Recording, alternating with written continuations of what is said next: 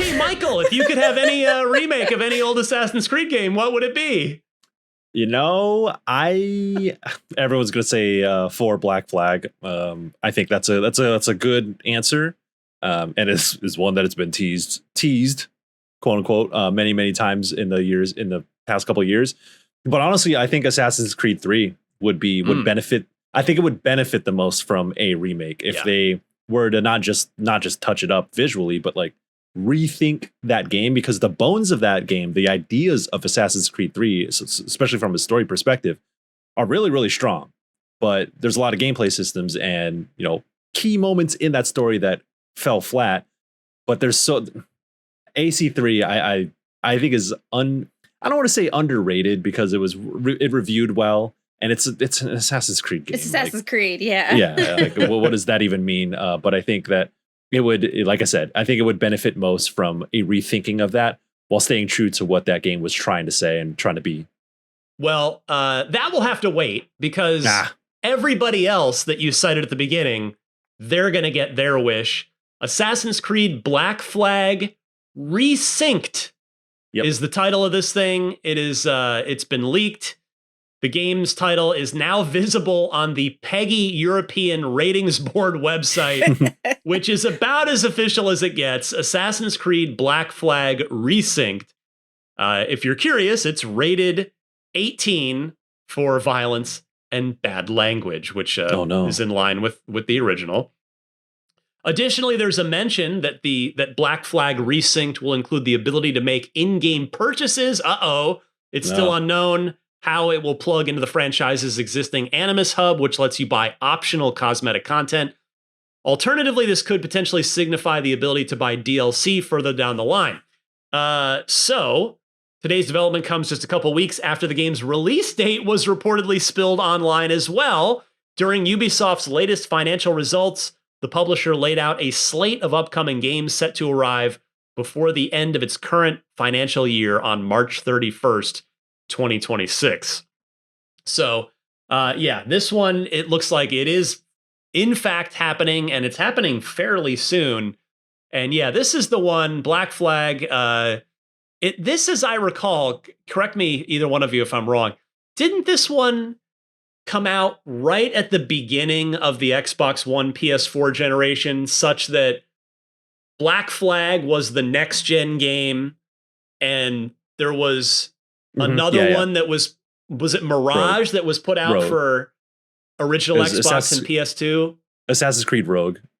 Thank you. Yeah. But say Mirage was recent. Yeah, that's Mirage right. was the one that came out a couple years ago, but like it was a kind of a similar thing. Well, no, not really. But yeah, smaller scale Assassin's Creed game. That's what Rogue was. It was like a companion piece to Black Flag. But yeah.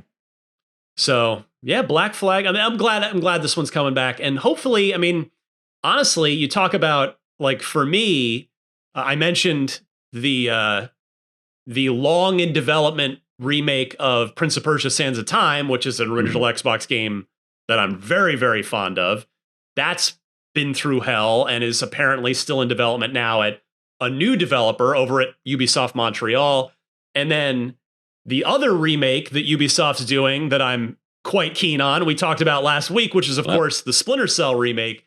So if the Black Flag remake is good from a technical gameplay, if it's awesome, that will give me hope for Prince of Persia and for Splinter Cell, even though they're all different development teams. Obviously, you can't necessarily directly compare them, but still, same company. Like, what kind of resources has Ubisoft pumped into Black Flag Resynced? And if it doesn't turn out well, I'm going to be pretty pessimistic about Prince of Persia and Splinter Cell. So, Michael, you gonna take another run through Black Flag with this remake?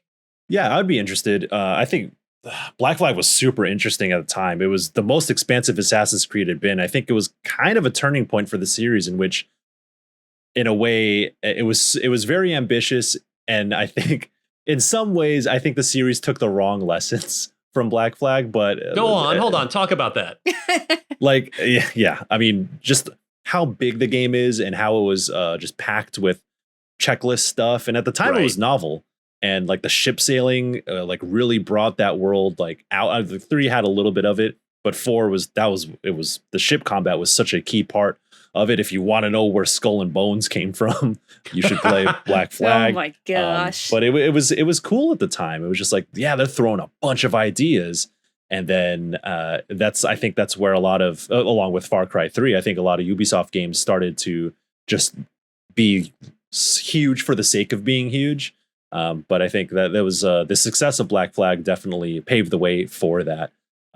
So I would be I like the atmosphere of Black Flag. I think it was a really interesting game and place in the series.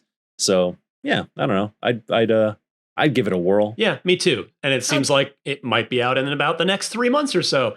And by the way, Skull and Bones, I don't think anyone on Earth has actually spoken those words out loud in months. I took a look. The Steam user ratings are at a 6 out of 10. And I don't know where the Metacritic landed, but man, you talk about something that came and went and just got quickly forgotten. Skull and Bones was that. But I think though I dabble with Assassin's Creed, this is one that I would actually want to probably play more of, just to get the historical understanding and love for this one. Yeah. It's one of the most beloved. Like you talk Assassin's Creed 2, and then kind of the RPGs, right? Like Valhalla, Odyssey, and it's 2 and it's Black Flag are kind of the ones that are really most, I think, fondly remembered. The Metacritic on Skull and Bones, 59. So not great. Not great. Thanks for checking out this clip from Unlocked, IGN's weekly Xbox show. If you enjoyed it, don't forget to watch the full episode at youtube.com/IGN Games. New episodes of Unlocked drop every Thursday on IGN Games, IGN.com, and your favorite podcast platforms. Thanks for watching, and we'll see you next time.